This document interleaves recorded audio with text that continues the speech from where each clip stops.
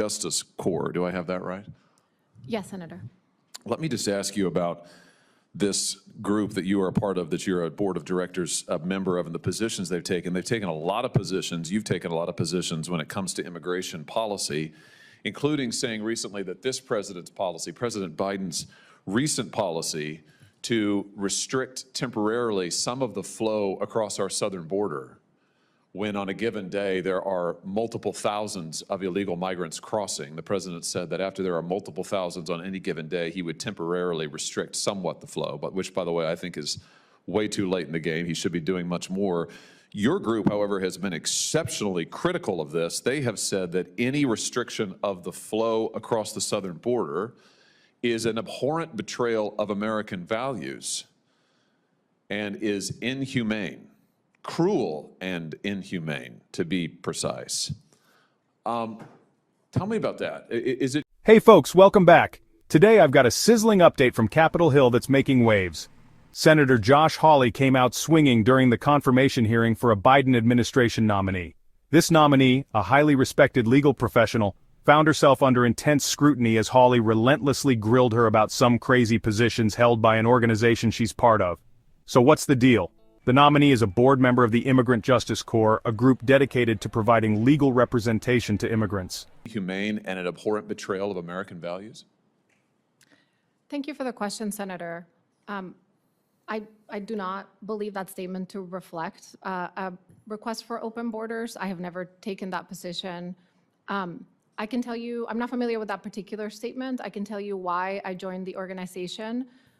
The board of the organization, and it is because I believe in its mission to provide quality counsel to individuals who are going through removal proceedings. It was an idea that was inspired by the late Judge Katzman's study about the efficiencies of providing such counsel to individuals who are going through removal proceedings.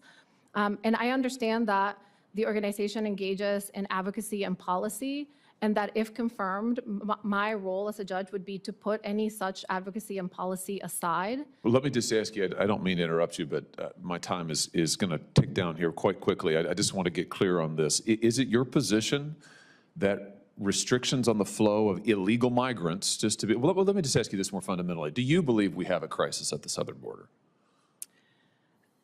Senator, I do not believe it is my position to opine on such policy questions. I think those policy questions are very important for But you're a member this of a board of directors. You're a director at an organization that has taken many such positions. So it seems to me you have taken a position. Your organization certainly has. You represent them. You're a member of that board. You choose your time very carefully, as we established just a moment ago. They say that any restriction on the flow of illegal migrants, I want to be clear about this, illegal migrants is abhorrent. It is a betrayal of American values. It's cruel and inhumane. Is that your position? Senator, I am not familiar with that specific statement. My June the 5th, affiliation, 2024. It's a press release from your organization. my affiliation with the organization does not commit me to every position it takes So this on is law not your and policy. position? No, Senator. You disagree with this? Senator, I joined the organization to support its mission to provide counsel to individuals going through removal proceedings. Okay, let me ask you about that since you bring that up. You have also advocated for providing counsel, in fact, taxpayer-funded counsel, to every asylum seeker at our border. Do you know how many credibility and fear determinations the Customs and Immigration Service performed just in 2023 at the southern border? No, Senator, I am not aware of that number. 146,000. 146,000 in 2023 alone. So you are in favor of taxpayer funding for attorneys for at least 146,000 illegals. Is that right? Senator, I was counsel on 2 matters that advocated for the right of counsel for a limited class of non-citizens. This is your organization that you're a member of the board of directors of. On May 27, 2022, your organization submitted this official comment to a DHS rule in which you specifically advocated for counsel to be provided at government expense to all asylum seekers. I mean, that's quite a position. Hawley didn't waste a second pointing out the group's controversial stances, particularly their harsh criticism of President Biden's border policies. They've called any border restrictions inhumane and a betrayal of American values. Hawley pressed hard, asking if the nominee agreed with these statements. Here's where things got interesting. She repeatedly distanced herself from the group's positions, saying she joined to support its mission but didn't endorse every policy. But the grilling didn't stop there.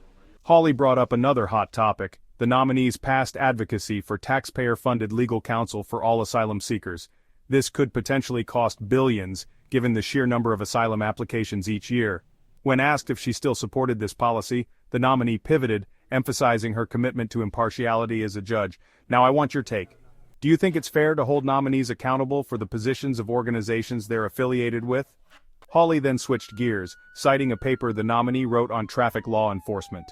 In it, she argued for reducing police involvement in traffic stops, suggesting it could address inequities in the justice system. Hawley pounced on this, portraying her as someone who doesn't support enforcing laws, whether at the border, on the roads, or in cities. The hearing has ignited widespread debate. Supporters of the nominee argue her record shows a deep commitment to justice and fairness. Critics, however, say her affiliations and past positions make her unfit for the bench.